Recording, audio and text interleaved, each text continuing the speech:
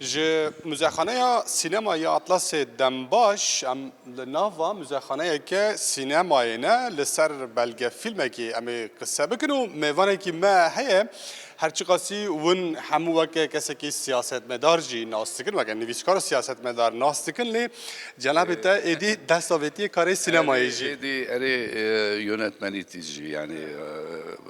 münçit derxaner eri yani megal kavet inşallah ve memnun bibin. Tabi ev asas brasti çuroka jiyana me jiyana bikin post qutika postayê dokümenteriya zindana Amedê. Sezde Ahmet yani Diyarbakır. Behsa zindana Amedê dikî tu bi xwe jî tê de mayî. Herî 6 sal ez mam têde piştî 12 Eylül'e tabii yani piştî askeri o mesele bu. Tabii haya naha belki ava 25 sal. Hapsa Diyarbakır'ı ji bo me pir tişkî hem ji bo nivîsandinê hem ji bo heşkerekirinê em ê bêjin hem rûbirû yani ji bo wan mesele daim ez divê meselede di nav vê meselede ez mam rastî 2004 roman kimi derket navê dijwar belki ve bihîstiye jî dijwar hêjî behsa wî tê kirin û hêjî tê xwendin çünkü seçar cara çep bû yani erê hate çep kirin û pişt re jî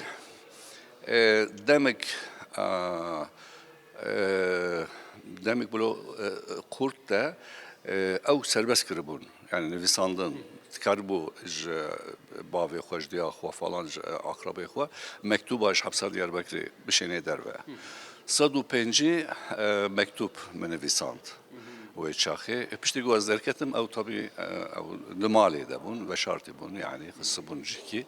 ji wan jî me sê mektup me helbijart û wana jî me çap kir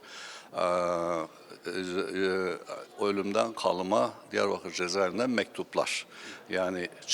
Mirinê mayîn name ji girtîgeha Diyarbakır. Ne oluyor? Yani hapsa Diyarbakır'ı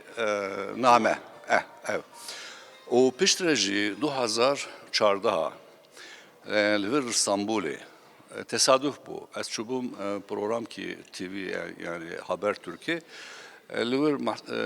dîsa bahsa işkence, bahsa hapsa Diyarbakır'ı falan yani program evkavî ev bu, Armancavî ev bu. Askerik beri yani dema hapsa Diyarbakır'ı li vir qey askeriya xwe kiriye. Telefon stüdyo ki dibe go mümkün be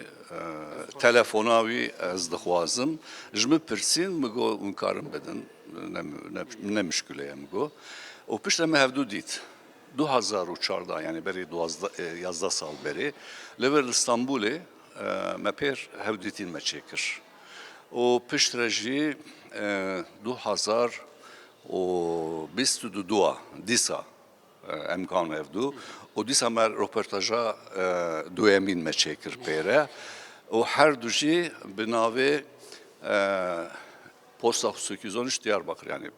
postayı çı Qutika postayê 213. hata çap kirin. Ev filmci vî navî wê me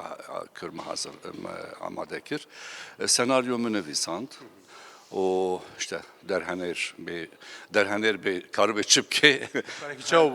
derheneri. ki tabii yani mesele ki o bu yani meruf tabii yani Chirokago ye meruf be tabii yani o pir tabii ki tişki pir balkeşe her avayı balkeşe yani çünkü tizane ku ev çiroka te çiroka xwe heşkeret ki her heşkeret ki filmek falan ji bo lo 2 sal brasti hem heyecanı o hem jî bilo haskirini yani şey ko tekir gerektici hasbiki yani falan edi xalas bu hem handaviye piştri galayı daxwaziyam eve ام فیلم خوا بشینن و که اشته قان فستیوالا قانه فستیوالا چیه برلین تورنتو işte yani ولو بين الملل filmi festivalan falan ama bir şey bara şansı xwalur ew be tecrübe bike gelek film û dokumenterî li ser zindana Amedê hatine kişandin û hûn cudatir behsa kê min lê hatine kişandin tê bîramı niha ew tenê bîram de ma Çayan Demirel havalê me ew belgesel çêkiribû li wê belgeselê ez jî heme yani min jî min çîroka xwe min parkir Çayan re û pişt re jî min tiştek nedît zaman filmekî sinemayê hate var kişandin êrê na sînema nizanim tune yani yana filmek hate kişandin dramayek hatiye kişandin du heb hatine kişandin drama nizanim xwedê yani hûn bi çavê kê dest pê dikin çavê girtiyan yên işkencekarin yani ştoa nêzîkî sih kes girtî yani berê got li wir jiyana wî derbas bûye û falan yani ew di bîra wî de maye ewana dîtinê xwe di belgeselê dibêjin yani çi dîtine çi hatiye serê wa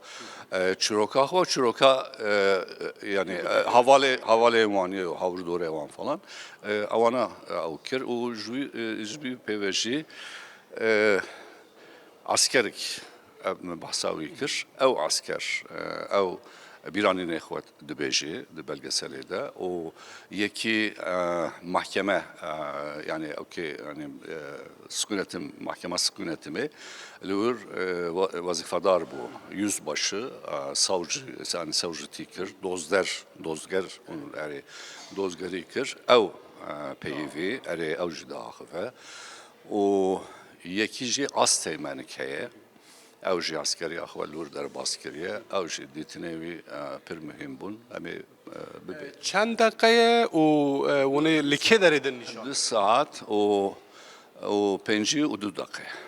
saat û pêncî du deq dirêje gelekî gelek derêje lê belê çi dibêjin yani malzeme pir bûn yani pir yani arşîv pir bedew bû yani êdî me ew nekir yani me nexwest got em tişkî li derve bihêlin hepsa Diyarbekirê lê niha dibe müze ew müze sürecî falan giş wana me xirs belgeselê bi rastî nozdeh mehê li vir hûn galayê wê dikin saet çend e mehê